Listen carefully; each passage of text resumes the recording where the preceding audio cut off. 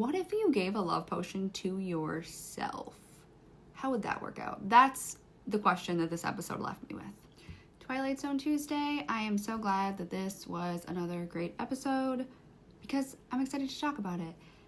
It is the episode The Chaser. This episode opens with a line of people trying to get into a payphone. Roger, the guy in the payphone, is making calls over and over and nobody's answering. Rod Serling tells us that his occupation is being in love. Can you imagine if my occupation was being in love? I would never have a job. Just kidding, I would always have a job. Roger finally gets through to the woman that he's been calling. He asks if he can come see her, and she says no. She actually says, "Why don't you take a flying jump at the moon?" Which I feel like I want to start saying to men. I'm always looking for little insults for men. The man at the back of the line is in a real hurry to get in. He gives him a business card. He gives Roger a business card and says, I heard your issue. Go see this guy. He can help with your problem. So he goes to see this professor, A. Damon. And the set is really cool. It is floor-to-ceiling bookshelves covered in books. There's stacks of books on the floor. And he sits on a stack of books. I thought it was really cool.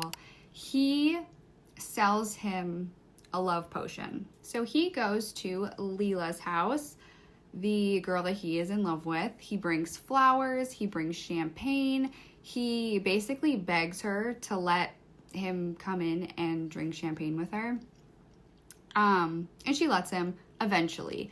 But I couldn't help but think how much she could get out of this man if she really wanted to.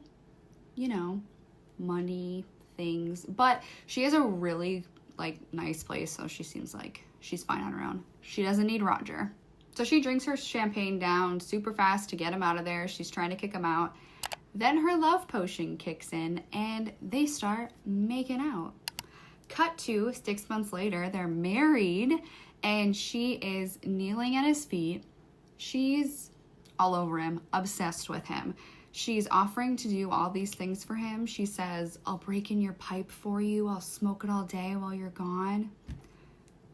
I think it seems great. I think it sounds great. Roger has had it with his dream woman. He goes back to see this professor. You know, what can you do for me? He sells him a glove cleaner. He says it's odorless. It's tasteless. No one will ever know what's in their drink, but you have to do it right away because otherwise he says that he'll lose his nerve and he'll never get it back. He has experience with this. He should know. So he goes back home. He brings her flowers and champagne just like the first time when he gave her the love potion. He goes to give her the champagne with the glove cleaner in it, and she tells him she's pregnant. He drops the champagne and she says, we get to be like this for the rest of our lives. What a great episode. I love that it goes kind of exactly how you think it's going to go, but for me also with a little twist at the end because I did not expect the pregnancy. I thought it was great. Look, even though the point of the episode is to show you can't always get what you want. Sometimes you get what you want and it's not what you think it's going to be. I still want that love potion. I would still use it. It also made me wonder because, you know, everybody talks about self-love right now. What if you gave a love potion to yourself? How would that work out? That's the question that this episode left me with. This is definitely an episode that could work out today, and honestly, they really wouldn't even have to change much. Just a couple of things that I wanted to point out.